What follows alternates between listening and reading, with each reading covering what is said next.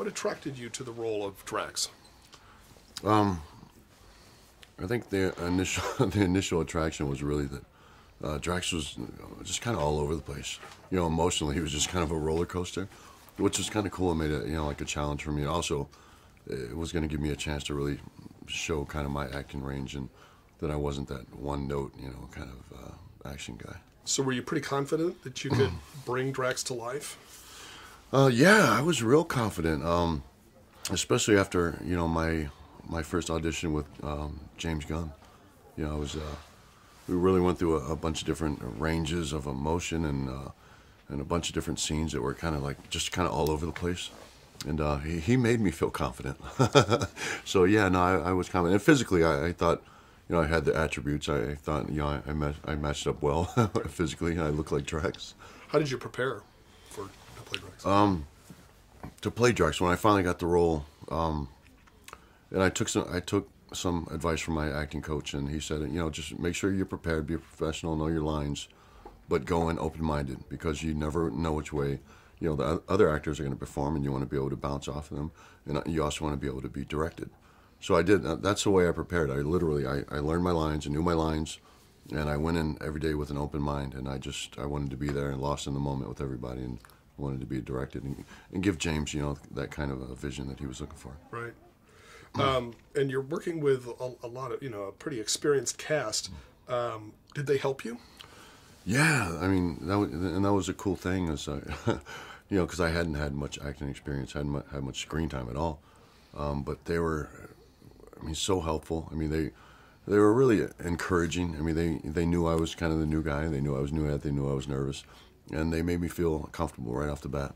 And they were very encouraging, and, you know, helpful, and they gave advice. And yeah, I mean, I never felt like they looked down at me as being the guy with the, you know, experience. They always just treated me like I was one of their peers.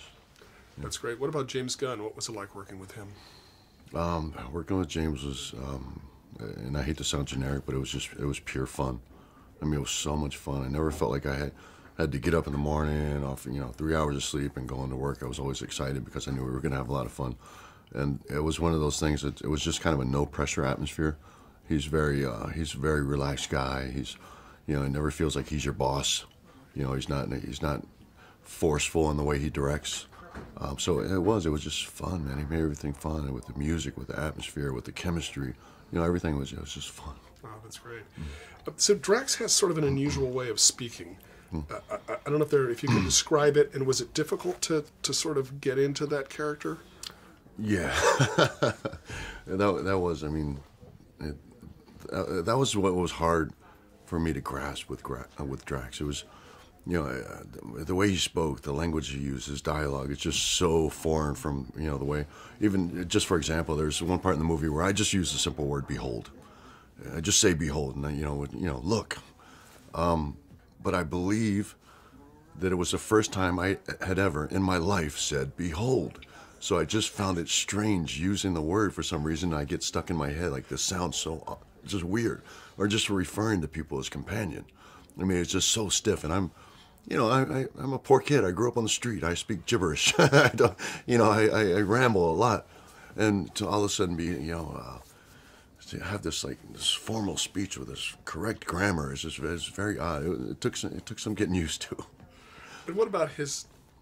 Would you say they're tattoos? Are they scars? Are they brands? What are they? And, you know, that's the funny thing is Drax you don't really have a word for it. He refers to all his I call them tattoos, 'cause I don't know what else to call them. But he refers to them as the story of his life, and that's what they are. But yeah, I think that's a detail about Drax that's yet to be told. But they are, yeah, they're the story of his life.